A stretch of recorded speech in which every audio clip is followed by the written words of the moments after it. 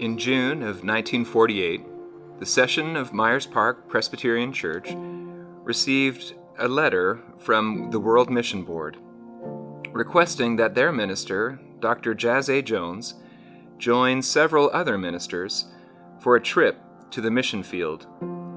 Dr. Jones would visit mission stations in Brazil, Cameroon, Uruguay, Paraguay, Chile, Peru, and most importantly for us, Congo.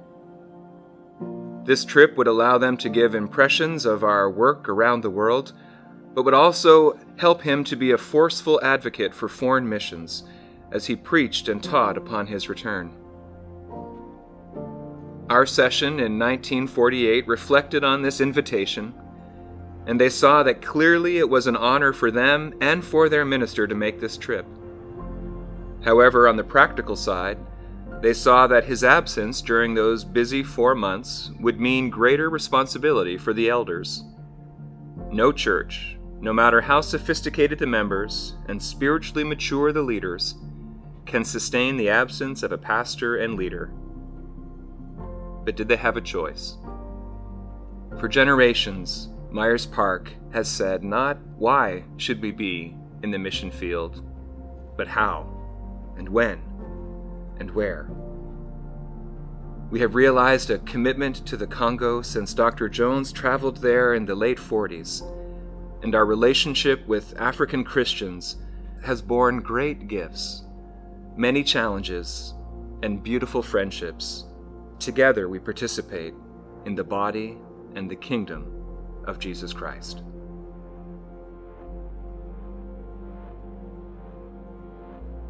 As part of the capital campaign effort, I was asked to go over to do due diligence, and concluded after visits to both Congo and Malawi that we would deepen those relationships.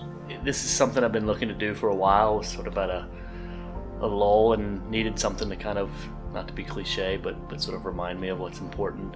I was always interested in the Congo. When I was in the 8th grade, the Congo first got its independence, and my social studies teacher in middle school covered that whole story, and I was fascinated by it. But also I'm a French speaker, and I know that in the Congo they speak French. And I thought, well, maybe that's one way I can serve. Well, it's called the Warm Heart of Africa, and it truly is. All the people were very warm and gracious in every way.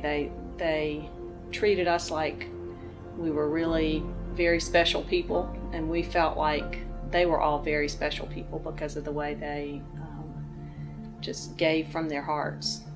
It was really a cultural shock. It was very different from my expectations. I went with the view that we could make some immediate impact, that basically were the things that could be fixed.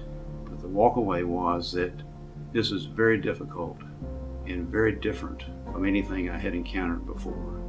We are serving truly the least of these in the Congo. These people have so many problems that are very complex. And I just feel like that's what Jesus asked us to do in his teachings. Go out into the world and serve the least of these. When I say the least of these, it's the least of these in terms of their access to clean water and good schools. For people to people, though, I just learned so much from them and gained so much from them. So in their eyes, maybe I was the least of these, you know. When you land in the country, and then the sort of sheer beauty of it sort of juxtaposed with the poverty, it's just hard to digest and take in.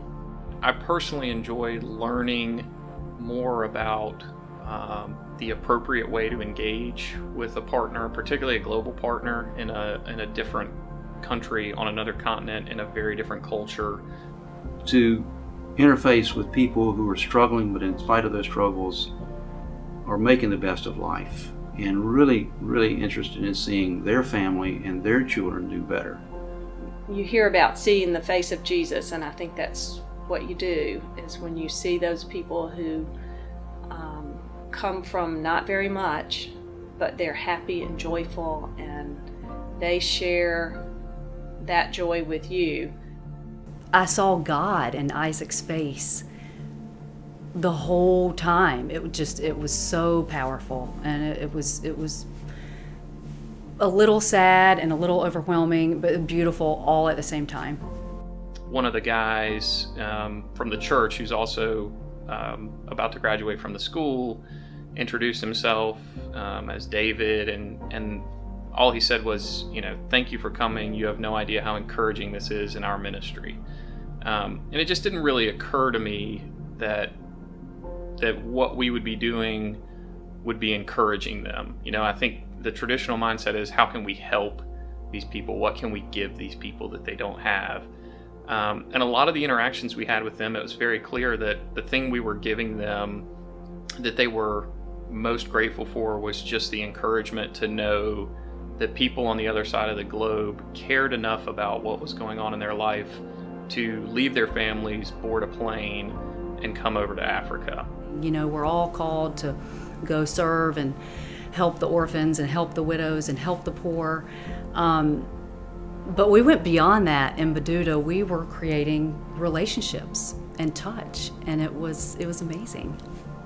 Some of the people that stick out for me are probably some of the people that I met early on. Dr. Malamba. Nicholas. Stephen, who's the headmaster at the school. There's a man named Willie, and I can't think of his last name, but he is truly inspiring. He's in a wheelchair. He had polio like I did. Reverend Hyson Gondway and his 6 daughters. Samal. There's another gentleman by the name of George that we refer to as Good George. Patricia is the principal of the girls' school, Dipadia and Zombie. And then there's just a bunch of others who were very influential.